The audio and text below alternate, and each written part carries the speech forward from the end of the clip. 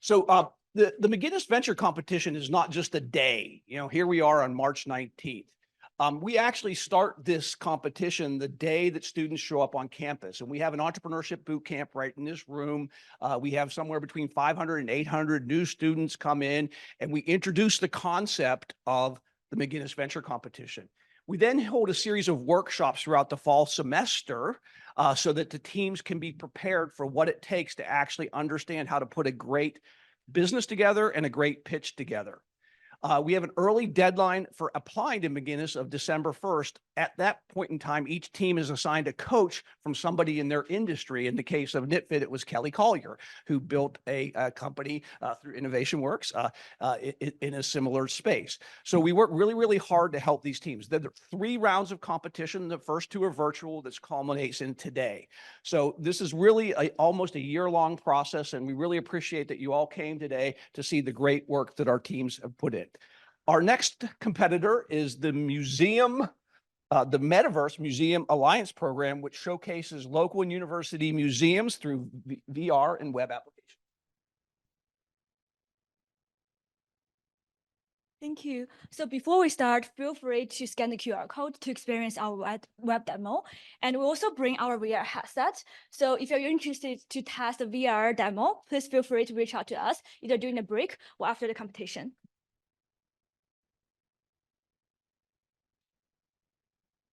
So I want to start out by saying that thank you so much for being here. I'm Selena. I'm currently a CMU junior, major in business. And I'm Nicole, a freshman in fine arts. And I'm McGinnis, a junior studying STEM ML. So we're very excited today to present our Metaverse Museum Alliance programs, which democratize access to art by transforming those local and university museums into this VR experience enhanced by AI-driven features. Cool. So essentially, there are three main stakeholders that would like to target. The first being university galleries and local museums who are struggling to retain their kind of attendance rates since pre-COVID times. And the second are educational institutions who have trouble engaging their students, art and humanities, in their current lecture format.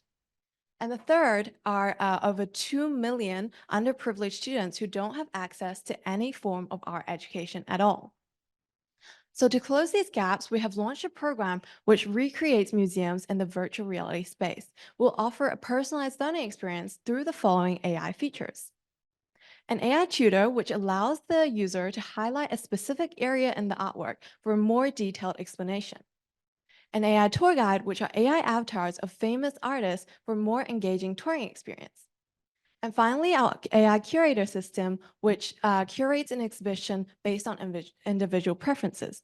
Additionally, we are also working on a new AI feature, which teaches foundational drawing skills through longitudinal feedback. You can see this in our web demo, but I'll pass on to Eunice to talk a little bit about the sales and market. So our product has 2 versions, and the first is through VR.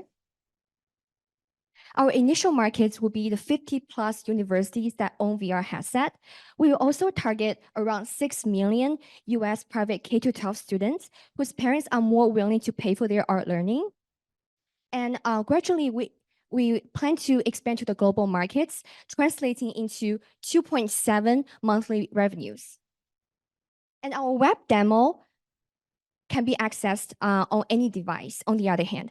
And we will target about 1 billion museum visitors, as well as around 300 public K-12 students.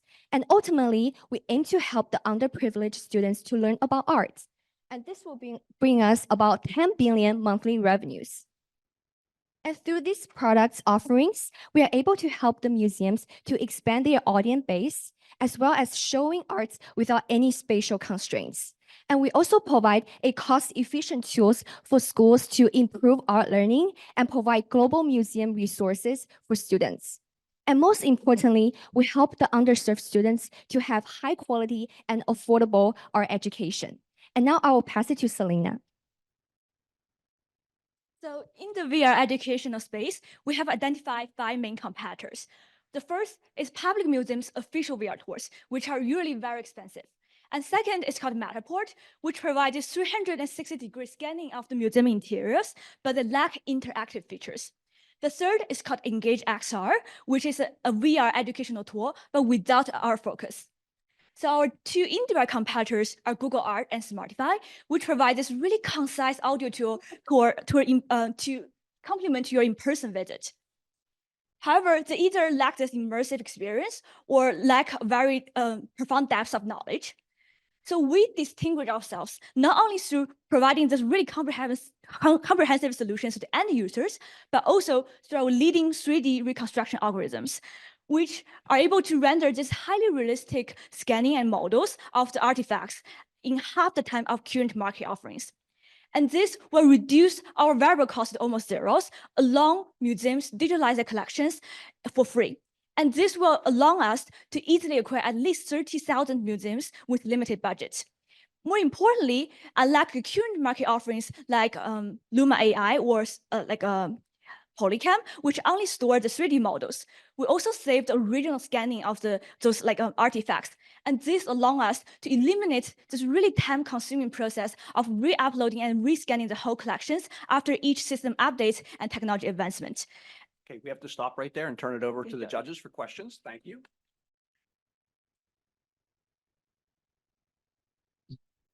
So just to make sure I'm clear on this, but you don't actually have to visit the museum to upload the museum and make it viewable. Is that correct? No, we only ask museums to upload the recording of their 2D and 3D artworks. So for 2D artwork, we're asking them to capture the artwork with their camera by taking pictures. But for 3D artwork, we're asking them to walk around the sculptures or the 3D artifacts to record the high quality videos.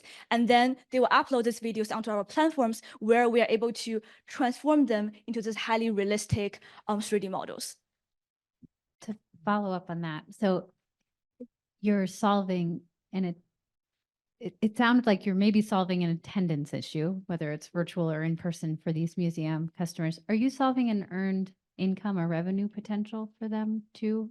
Yes. So we are solving two main problems for the museums. The first one is to help them to recover their attendance rate to the pre-pandemic levels, and also helping them to reach those visitors outside their cities or their states. And the second problem we're solving is that we're helping them to advance in the digital transformation process, which has usually been hindered by either lack of fundings or the lack of expertise of their staff within the museums. And at this time, we're also generating additional revenue for the museums, because for our each membership fee, let me flip to the appendix.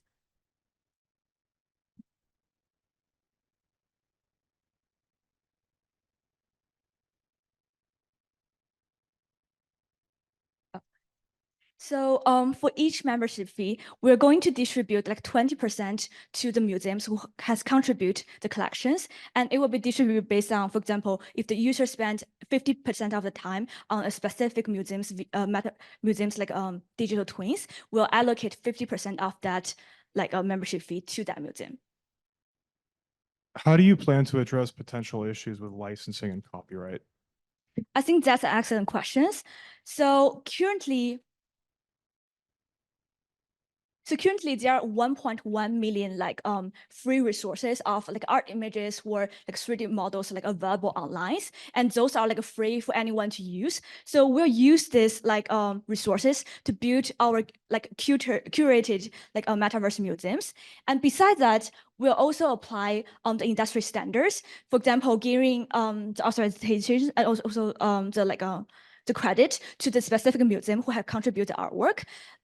For example, this is one of the reference page used by Google Art. So we're following this industry standard. Can you share a little bit about some market research that you may have conducted, who you've spoken with, and what feedback you've gotten?